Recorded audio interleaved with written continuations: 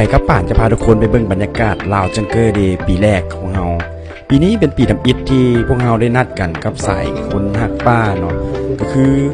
คนที่มักฮักในการแคมปิ้งแล้วก็จะมารวมตัวกันนัดแล้วก็มาเปิดบูธมาแลกเปลี่ยนประสบการณ์หลายๆด้านให้ได้ล้มกันแล้วก็มานั่งปิกนิกเบิ่งวิวตอนแรงของอ่างน้ำหุ่งปีนี้จะเป็นปีหนึ่งที่ว่าเรามาเฮ็ดอยู่อ่างน้ำหุ่งแล้วก็จะเดี๋ยวเบิ่งจะพาทุกคนไปเบิ่งบรรยากาศโดยรวมกันเลย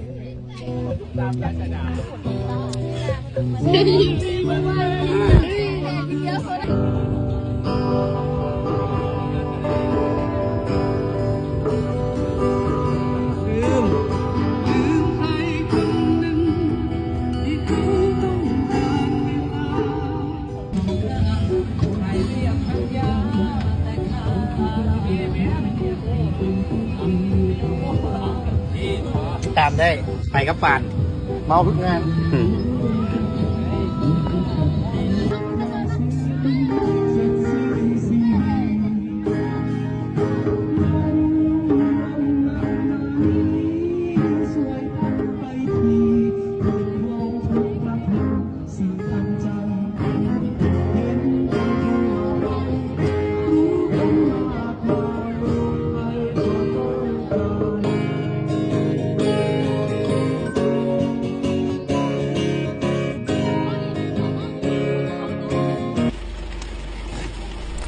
หลังจากงานจบเราก็เก็บขี้เหงื่อขึ้นรถเพื่อเอามาทิ่มอยู่บ้านเนาะเพื่อจะรักษาความสะอาดด้วยกัน